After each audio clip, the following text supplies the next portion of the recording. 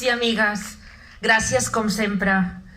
Gràcies a les ADICs, a les entitats, als partits i a tots que sou aquí. Gràcies per ser-hi i per convidar-nos al micròfon. Fent-ho, donem veu al Joaquim, una veu i una presència segrestada per un estat que, abusant de tots els seus poders, es va atrevir a empresonar tot un govern escollit democràticament. Avui ja fa un any. 365 dies en què les famílies hem vist com canviava el nostre dia a dia de manera dolorosa i en què el país ha vist tornar moments negres que no creia pas haver de reviure. Tot plegat, una vergonya en una Europa del segle XXI. Malgrat això, hem vist com el groc reivindicatiu, determinat i solidari ha tenyit places, ponts i solapes.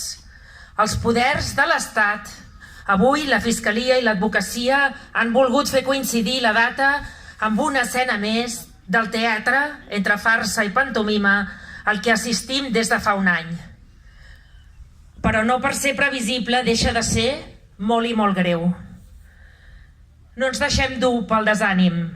No fa ni un any que en condicions gairebé indecents vam revalidar la majoria al Parlament. I també hem vist caure un govern de l'Estat que es creia fort i inamovible. Però som on som, a les portes d'un judici que exigim just. Deixeu-me, abans que la Beta us llegeixi la carta del Joaquim, només dir-vos dues coses. Els que dia rere dia em dieu que el judici no serà un judici just, dir-vos que jo vull veure'l com una oportunitat. D'una banda, per demostrar la innocència amb el Codi Penal a la mà. D'altra, una oportunitat també per a la justícia com a institució, em refereixo, al poder judicial, de recuperar part del poc prestigi que li queda. L'altra, la segona, que cal i és imprescindible que per afrontar aquest judici amb unes mínimes garanties i condicions cal que el preparin, que el puguin preparar en llibertat.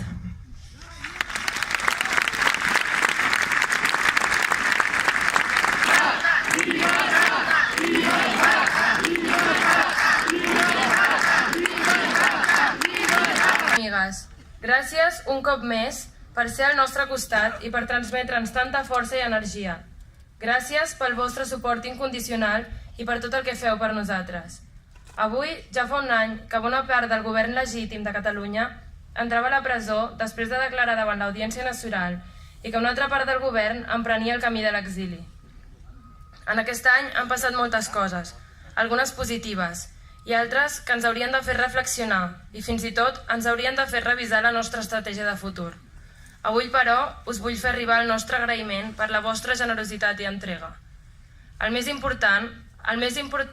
més positiu que hem viscut és que els qui vareu fer possible l'1 d'octubre continueu dempeus, que malgrat les amenaces i les dificultats que vivim, continueu mobilitzats, determinats a avançar en la construcció d'una Catalunya lliure, justa i pròspera. Us demano que no us deixeu desanimar pels qui mai han volgut que Catalunya aixequés la veu, pels qui proclamen «jo ja ho deia», pels qui defensen sempre l'immobilisme sota el pretext de garantir la seguretat econòmica, financera i institucional, però que ens voldrien veure sempre ajaguts i capcots. Sentim-nos orgullosos del que hem fet.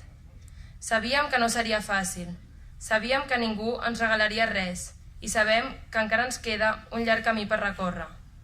Sentim-nos orgullosos perquè mai havia estat tanta gent ni mai havíem arribat tan lluny.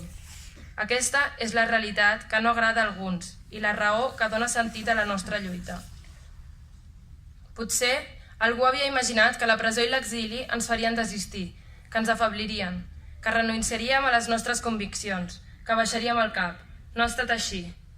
La presó ens ha fet més forts i hem trobat un sentit que no és cap altre que el de la dignitat, la justícia i la llibertat. Aviat haurem de tornar a Madrid pel judici. Aquesta serà una nova oportunitat per denunciar davant del món un estat incapaç d'afrontar els conflictes polítics i de dialogar.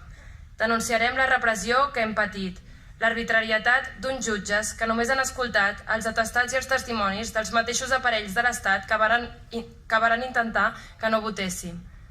Anirem al judici amb la cara ben alta, sabent que al nostre costat hi ha un país sencer, demòcrates, persones amb diferents ideologies i sensibilitats, però amb qui ens sentim units pel desig de llibertat. Tingueu esperança. El nostre esforç, el nostre sacrifici no haurà estat en va. Sovint la gent ens pregunta què pot més fer per nosaltres. Us demano que persistiu i no defalliu. La nostra serà una lluita llarga i dura, però tindrem la recompensa més gran que un home pot tenir: lluitar per una causa gran, la causa de la llibertat. Ens falta coronar un últim cim, el de la llibertat. No dubteu que hi arribarem. Ho farem junts, pacífics i determinats com ho fan les nacions civilitzades i democràtiques. Ningú ens aturarà. Ni la tolerància de l'Estat, ni la intolerància de l'Estat, ni els tribunals, ni els jutges, ni cap amenaça impedirà que fem realitat el nostre somni.